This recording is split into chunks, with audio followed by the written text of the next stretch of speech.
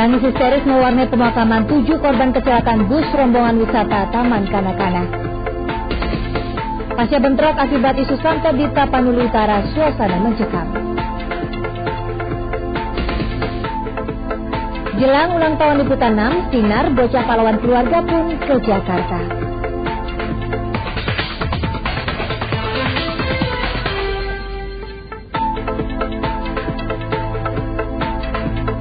Selamat siang saudara, kami juga memiliki laporan pemberitaan keliru yang menyebutkan pencipta lagu Bengawan Solo Gesang meninggal dunia membuat keluarga kecewa. Dan laporan spesial melengkapi ulang tahun Liputan 6 yang ke-14. Segera kita jelang liputan selengkapnya, saya Novarini bersama Anda.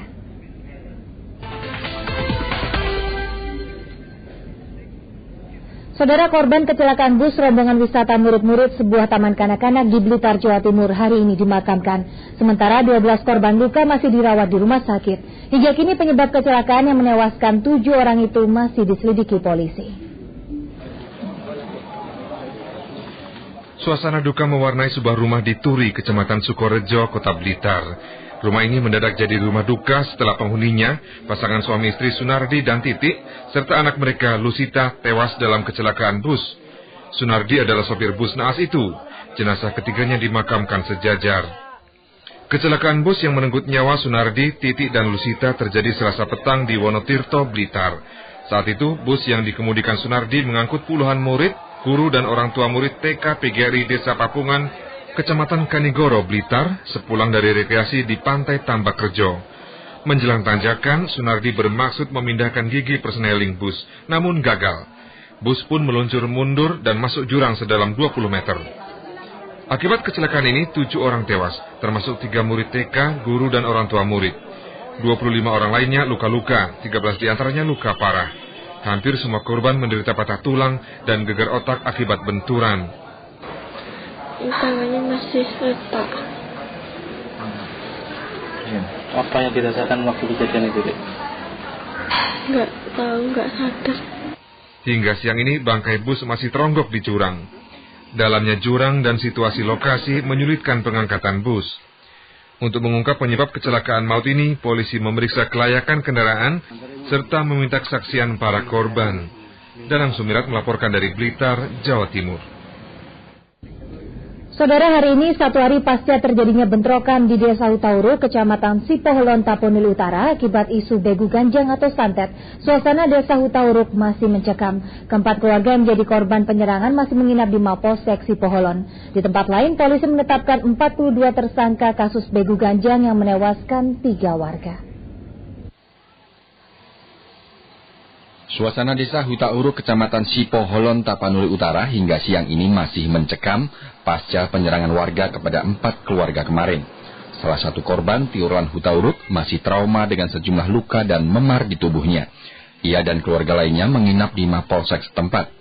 Terkait kasus ini, polisi telah menetapkan 15 tersangka dan 3 lainnya dinyatakan buron. Kemarin ratusan warga di Desa Hutauru Sipoholon, Tapanuli Utara terlibat bentrok karena isu ilmu hitam atau begu ganjang yang dituduhkan kepada 4 keluarga. Akibat amuk massa, 1 rumah dibakar dan 3 lainnya rusak dilempar batu oleh warga yang mengamuk. Kemarahan warga kepada keluarga Manalu berawal ketika terjadi kematian mendadak terhadap beberapa anak dalam 2 bulan terakhir, serta seorang ibu yang mengaku kehilangan bayinya di dalam rahim. Keluarga tersebut diduga memiliki ilmu santet atau begu ganjang. Isu begu ganjang juga muncul di Kecamatan Muara. 3 hari pasca pembakaran 3 warga hingga tewas, Polres tempat menetapkan 42 tersangka pelaku. 13 lainnya dinyatakan buron.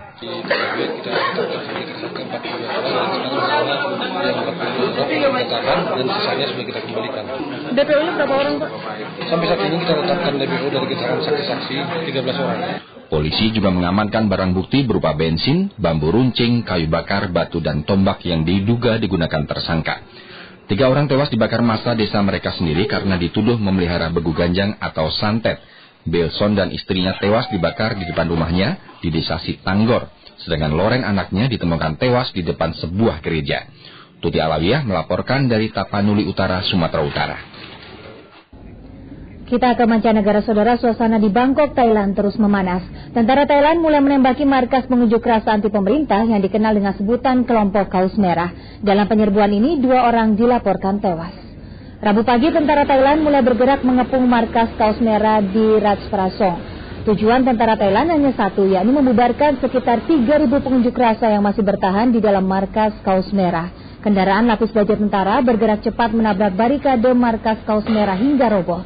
Beberapa tentara lalu menembaki zona protes secara sporadis.